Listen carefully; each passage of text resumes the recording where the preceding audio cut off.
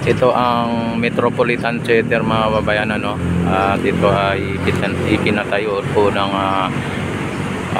Apo Lakay noong panahon na siya ay nanunungkulan, ano. At isinaayos niya po ito.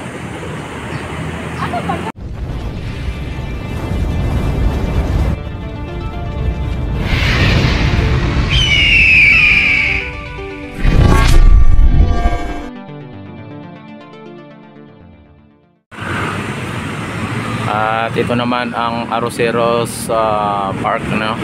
Arroceros Forest Park mga bayan. Papunta ito sa Quiapo. Ito ang Quezon Bridge mga bayan. Ito na mga kababayan ang Quezon Bridge mga bayan, ano?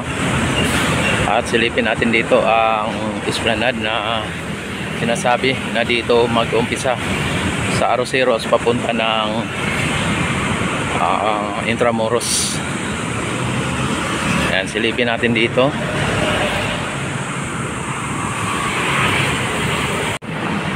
At ito na tayo mga kababayan sa may tulay ng Quezon Bridge papunta ng Quiapo ito.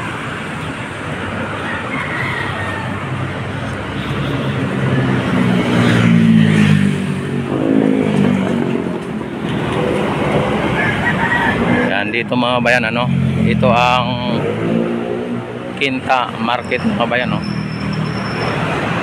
Isa sa mga ng ferry boat, istasyon ng ferry boat, ano. Yan yung tulay na yan, no? Hindi natapos, ano, hindi tinuloy papunta dito. Silipin natin dito sa kabila sa may pinaka-Arroceros. At dito na tayo mga bayan, ano. At nakikita natin dito ang barge.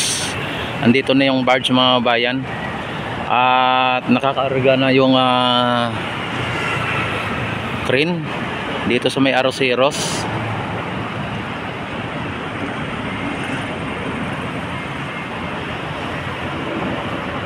Ayan, at yung pati yung mga mga pilote. Ayan, at hindi nga ako nagkamali mga bayan.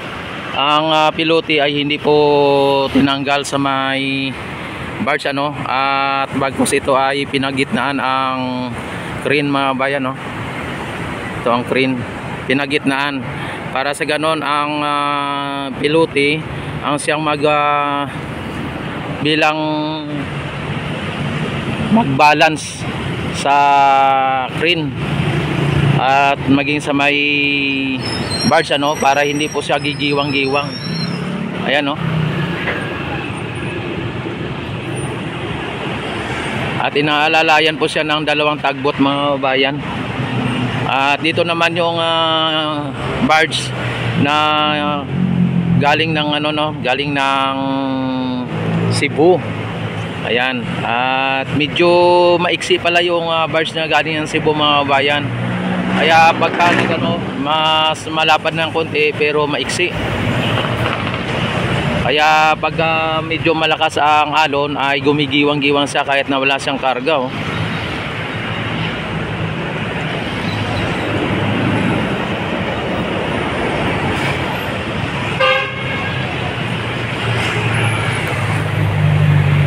Yan, at dito mag-uumpisa ang paggawa ng esplanade mga bayan, no. At para hindi po doon sa mga nakatira doon sa may banda sa may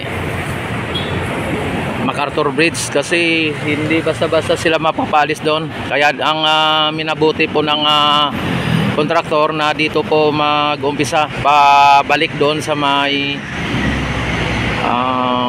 MacArthur Bridge. Dito sila mag-umpisa. Kaya mas dito, no, mas makapenetrate sila dito dahil wala pong mga bahay dito. At mas malawak dito mga bayan kung inyo nakikita. At doon naman sa may dulo banda ay may mga squatter na naman doon. Doon na naman ang problema pagkasakali na makaabot po sila doon. At dyan po ang may ferry station din po yan dyan. ferry station, ano. Ayan, at pupunta tayo sa may kabila. Ayan mga kabayan, ano, at dito na naman tayo sa may Esplanade mga kabayan. At kanina doon tayo galing sa may Arroceros at andon po yung barge at pati yung crane. Ngayon dito ay nakita naman natin ang ano dito, no, ang Esplanade na dito sa may MacArthur Bridge. Ayan, kung yun napapansin mga bayan,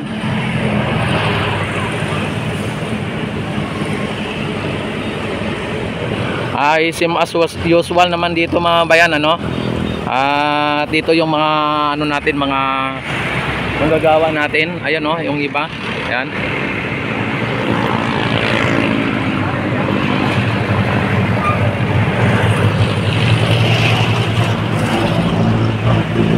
At sa ngayon mga bayan ay may mga nakita tayo dito na nakatambak na mga graba dito sa may malapit sa may MacArthur Bridge mga bayan, sa may ilalim, ano. Ayan, no, ang daming graba mga bayan, no. Ayan, at yan po ang isa sa mga ano dito gagamitin para pagkasali na mag ano dito ng buhos dito, ay isa din po sa mga gagamitin, ano. Ayan, at nakatambak na dito. Ayan, at dito naman sa kabila mga bayan, at tingnan natin dito sa kabila para makita po ninyo ang sitwasyon dito sa may Ilog Pasig Esplanade mga bayan.